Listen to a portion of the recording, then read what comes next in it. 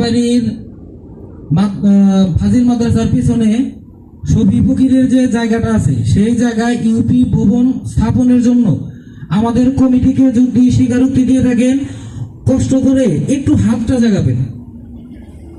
সামনের সারিতে যারা আছেন, সামনের সারিতে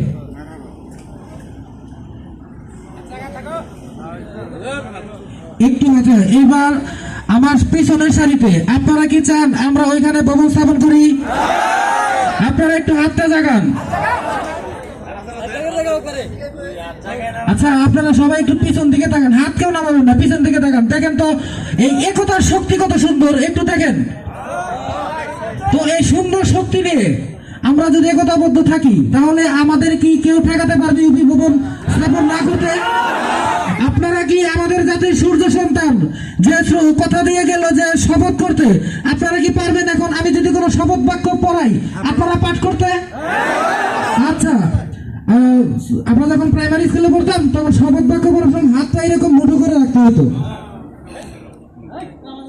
আচ্ছা, সবাই একটু হাত এভাবে মুঠো করে উপরে রাখি, সমস্যা নাই। একতাই বল, শক্তি একতাই বল। আচ্ছা, আমি একটু শপথ পড়াবো। অনুগ্রহপূর্বক যদি শপথ বাক্যে ভুল পড়ি, ভুল আমি বলি, দয়া করে আপনারা কেউ পাঠ করবেন না। কিন্তু যদি আপনার মনে হয় যে আমি সঠিক বলতেছি তাহলে আপনারা সেটা বলবেন। আমরা গোয়ালিয়াবাড়ির মানুষ শপথ করিতেছি যে আমাদের যুব সমাজ, একটু শব্দ কম হচ্ছে, একটু সবাই বললে আমরা একটু সাহসটা বেশি পাই। আমাদের যুব সমাজ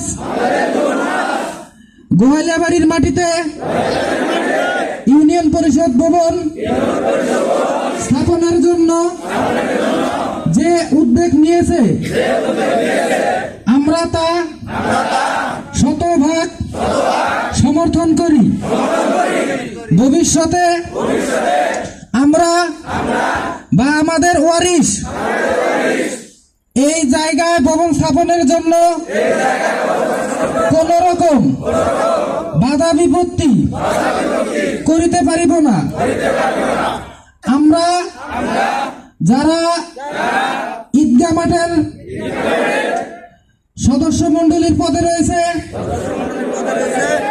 তারাও আমাদের বিরুদ্ধে কোন মামলা করিলে আমরা গ্রামবাসী তা প্রতিহত করব এবং ইউনিয়ন পরিষদের জন্য যে টাকা প্রয়োজন আমরা সকলে সুপরামর্শ দিয়ে সহযোগিতা করে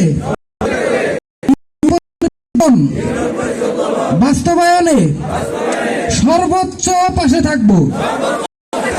সকলে বলি আমিন। ধন্যবাদ সকলকে।